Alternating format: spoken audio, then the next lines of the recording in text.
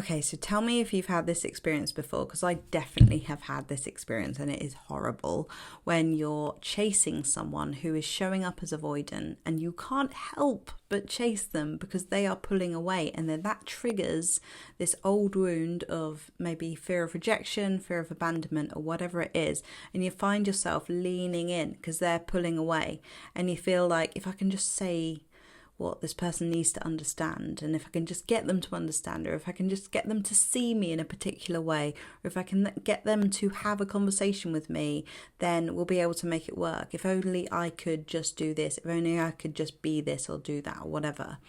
And we feel like we have to do that because they're not filling in the gaps, which feels really, really uncomfortable, of course. It feels very uncomfortable when someone is pulling away like that. And there is a bit of a dance in relationships anyway, when this is a normal thing. But with avoidance, often it's too much. It's just too much for a relationship to remain healthy and for your needs to be met, right? So one of the things that happens is that you end up feeling really unloved, and you can't work out why, because quite often they'll throw things in like, well, I did this for you and I did that for you, or I am here and, I was actually just doing this thing. And it can be really confusing because you don't really understand, and you then end up asking yourself, is it me?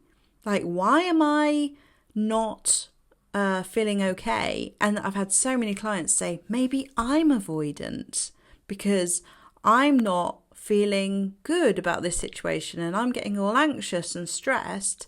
Maybe it's me that's avoidant, when actually quite often it's this person's avoidance is triggering a normal protective response in you, because you're not feeling like your needs are being met. And whenever you express them, they're either gaslit and so completely ignored, which can be really, really confusing and damaging, or brushed under the carpet and all that. It's horrible. But you feel really unloved because quite often what happens is that you end up doing more. And then that old narrative of, I won't be loved unless I do something, comes up. So many people feel like no matter what I do, nothing is ever enough, because they think that doing equals receiving love and affection. Because very often when we were younger, we might have been in a situation where our parents were busy, they weren't emotionally available, they weren't present, they were here and there, and there was a lot going on. And so in order for us to get that approval, we might have become the nice guy or the nice girl and done things, being overly attentive, and then we do get that praise and that acknowledgement of, oh, you're so kind, you're such a lovely person, thank you so much, and all of this kind of stuff that makes us go, yeah, I am a good person, I do care about everyone, I do love everyone, this is what I do,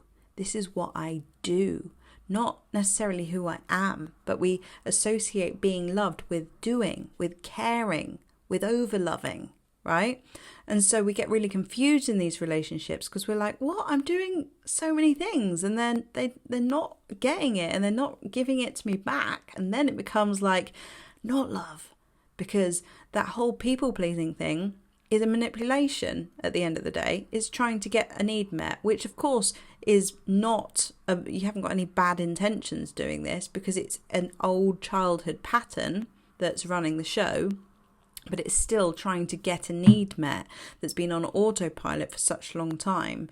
And what we want to get to is being loved for who we are, not what we do. Okay? So this is why it's so important to pull back on the doing, so that you can actually experience a relationship as the authentic version of you, rather than the version of you that's trying to play a role. So sometimes you end up feeling like, I am the girlfriend now, or I am the boyfriend now, so therefore I must do this, this, this, and this. And when I do that, I am their partner. Therefore, that's what I shall receive in return. Yeah? And that role of the partner doesn't necessarily feel authentic, and therefore you feel unloved, because you're not being loved for who you are. You're being loved for the mask you're wearing and what you do. So the way that we start to change this is we start to acknowledge what's going on within me? Am I doing this? And where did this begin? Why did it begin? You start exploring, having those conversations with yourself, with a therapist or with a coach, and that can really start to unravel. Oh, wow, I've been doing this my whole life. Shit. Right, now something's got to change. And it can be like really overwhelming, and you can go through a period of grief of being like, oh my God, I've done this my whole life, and therefore I've had inauthentic relationships my whole life, where you feel this sadness for what you felt you had to do in order to be loved.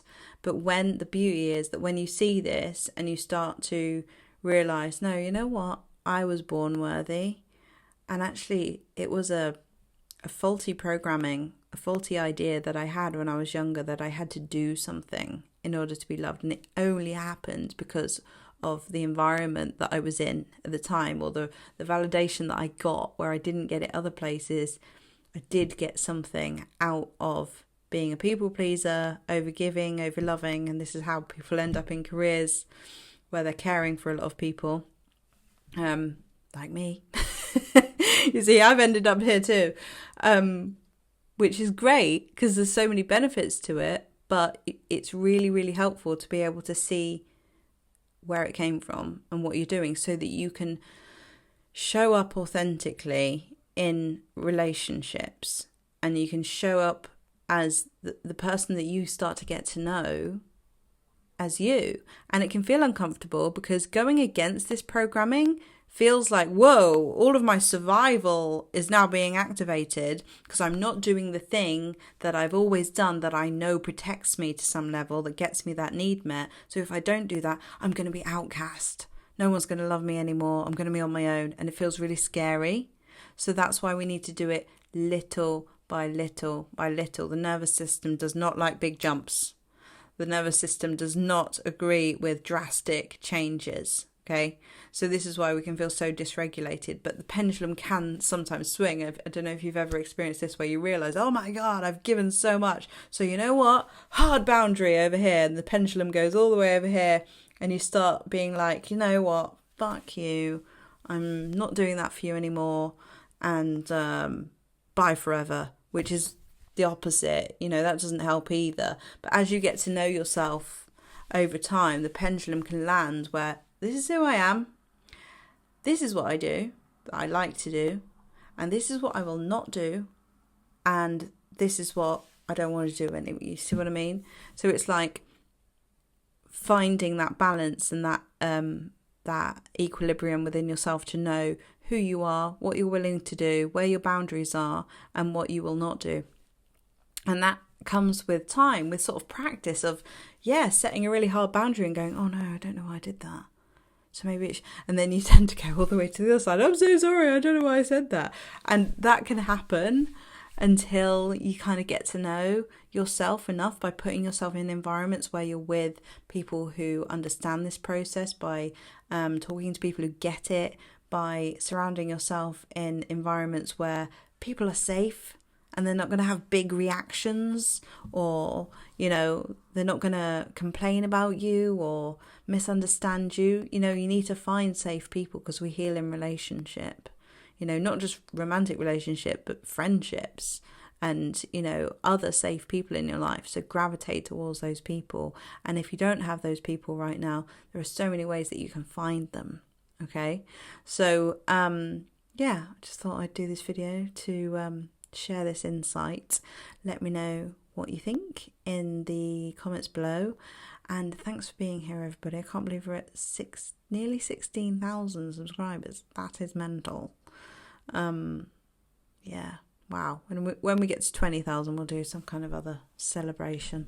So thanks for being here, and I'll see you in the next video. Bye.